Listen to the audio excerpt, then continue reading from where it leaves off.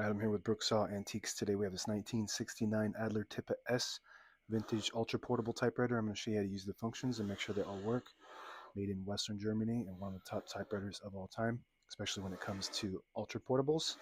This one has a unique font, so stick around to check that out. When I get to the print section, up top is the paper support arm. It flips up from the back, and these are your margins. I'm just going to keep that left margin all the way on the edge and the right one close to the edge.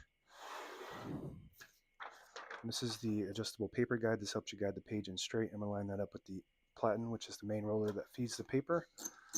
And this is the paper bail that sits on top, holds the page down nice and tight.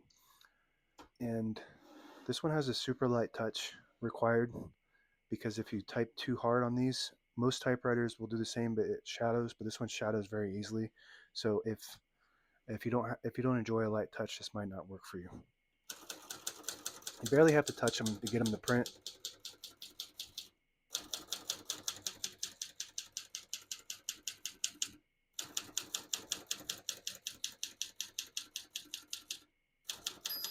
Once you hear the bell, you're near the end of the margin. Hit this line space, get you back to the beginning, and skips 1 or 2 spaces. Right now we have it on single, but if you want double, it's actually got 1.5. So if you have it on single, it skips 2 half spaces.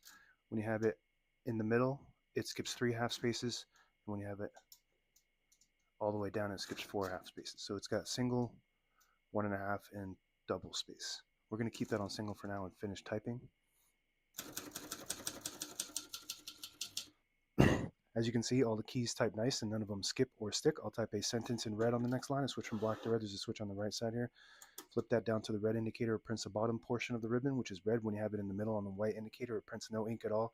It just leaves a stencil for copying purposes. When you have it up top on the blue indicator, it prints the top portion of the ribbon, which is black. We're going to move that down for red.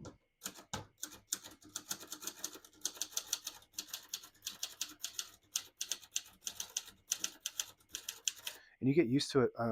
At first, it's a little tough figuring out how to type on this very lightly, but once you get the hang of it, it's very easy to do.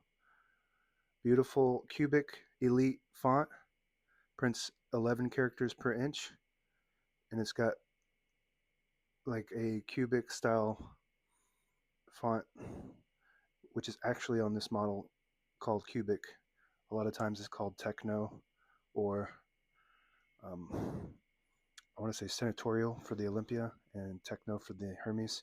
To pull the page out easy, there's a switch on the right side. Flip that back, it unlocks the rollers underneath the platen, allowing you to pull the page out easy, or load thicker paper like carbon copy or cardstock. Make sure you flip that back before you load the next page, or else it won't load correctly. You're going to flip this down for now. Got a shift on each side and a shift lock on the left. To clear that, just hit the shift button again. MR stands for margin release. When you get to the end of the margin, there's a mechanism that blocks you from printing. So it's blocked, and I hit the MR button. Does allow you to type past that. Very good. All right, backspace on the top right, very smooth. This is what Adlers are notoriously known for, being the smoothest typewriters of all time, and this one has those genetics. Everything about this thing is super duper smooth. It's incredible that they fit this all in such a small package.